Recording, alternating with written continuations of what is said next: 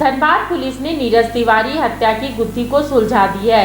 इस चर्चित हत्याकांड में शामिल मुख्य साजिशकर्ता रौनक गुप्ता, रोहित गुप्ता और अमन सिंह के साथ कुल 8 अपराधियों को पुलिस ने अलग स्थानों से गिरफ्तार किया है। इस हत्याकांड में 3 अपराधियों की तलाश लगातार पुलिस की टीम छापेमारी कर रही है।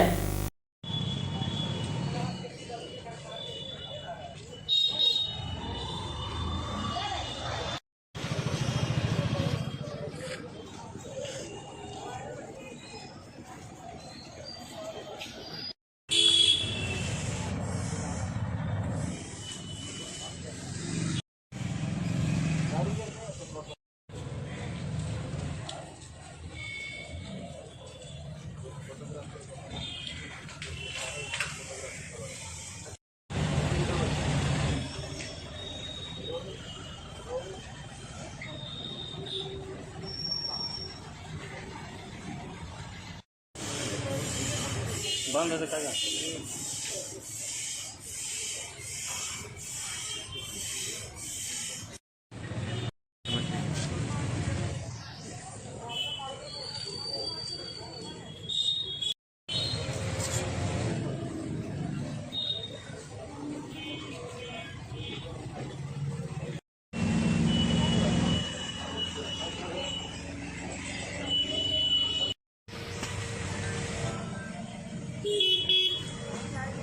आपको बाइक पर से 2-3 बाइक पर से साइड में लाने की बाइक पर से आने दे ना बाइक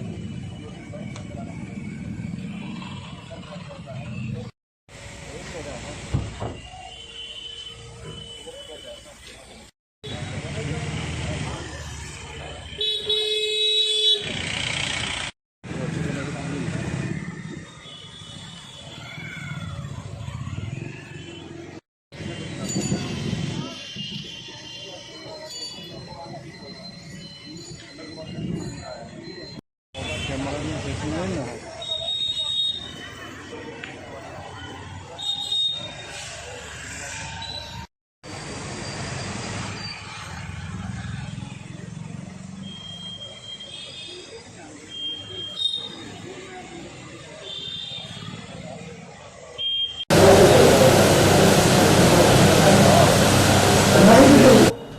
अंदर इस रहेगा तब तो लोग जे बोर्ड में उसको ऊपर स्थापित करेंगे, लेकिन जो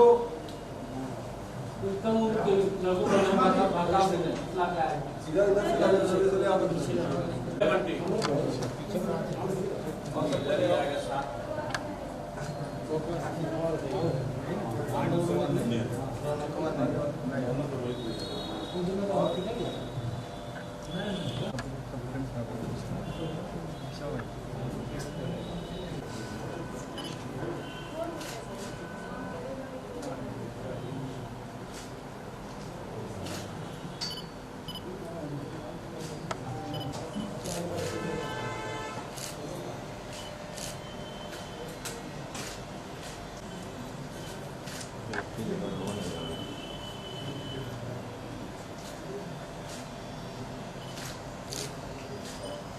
इनको ये लोग ल्योर करने का कोशिश किया, क्योंकि इसमें आप देखिएगा जो बच्चा जो है 18 साल का है।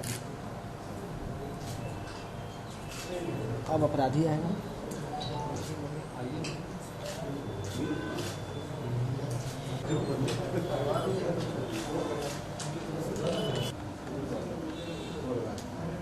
हो गया सर, हो गया ना।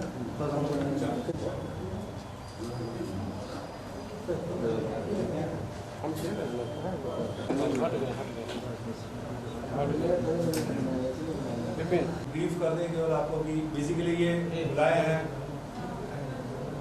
ये जो हमारा नीरज तिवारी हत्याकांड था, ये कुछ हल्का सा दूर थे, कुछ ज़्यादा दूर थे, लेकिन काफ़ी कुछ उसमें लिख दिया गया और उसी में से जो मतलब जो घटना घटी है उसके अराउंड आप लोगों ने, लेकिन हम लोगों ने उसका अनुसंधान काफ़ी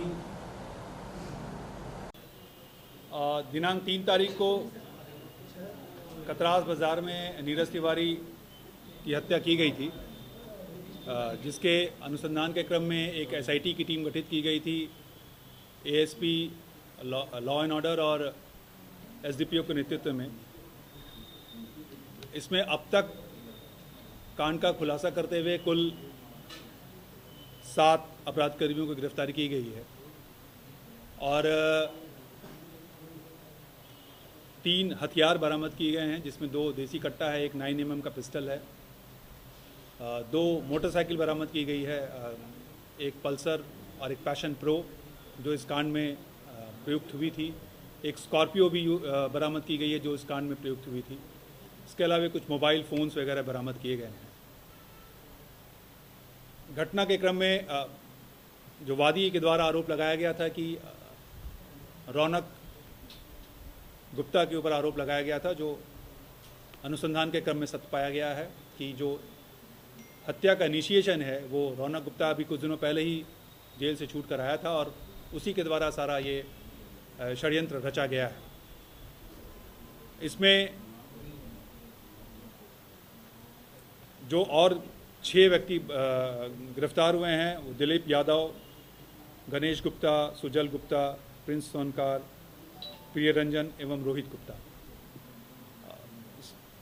वर्तमान में जो अब तक अनुसंधान में पाया गया है कि कुल 2 मोटरसाइकिल इसमें प्रयुक्त हुई थी जो हत्या कारित करने के लिए गई थी और हत्या के बाद भागने के लिए इन लोगों ने स्कॉर्पियो यूज़ किया था और यहाँ से जो टीम है वो बिहार घटना करने के बाद भाग गई थी। हमारी टीम यहाँ से 3 टीम बनी थी, स्पेशल टीम जो जमुई गई थी, एक टीम पटना गई थी, एक टीम सीवान गई थी। तीनों जगह पे हम लोगों ने विभिन्न स्रोतों से विभिन्न जानकारी हासिल की और फाइनली हम लोग इन 7 अभियुक्तों को गिरफ्तार करने में सफल हुए। अभी तक के अनुसंधान में ये पता चला है कि रोहित गुप्ता और नीरज के बीच का एक रौनक गुप्ता और नीरज के बीच एक पुराना इन लोगों के बीच संबंध खराब था और कई चीज़ों पे इन लोग को आपस में रार था। एक दूसरे के ऊपर ये लोग कई तरह के इल्ज़ाम लगाए थे। उसी के तहत जब रौनक बाहर आया जेल से तो उसे लगा कि नहीं इसको ख़त्म करने के बाद ही हम बच पाएंगे, तो उसने ये षड्यंत्र किया और उसकी गिरफ्तारी संभव हो पाएगी। जब टूटती है आस, जब थकती है सांस, जब रूठते हैं अपने मुंह मोड़ता है जमाना, जब अंगड़ाई लेता है संकल्प, फिर बनती है कहानी, बनते हैं अनमिट निशान। देखिए मेरे साथ संघर्ष की दास्तान।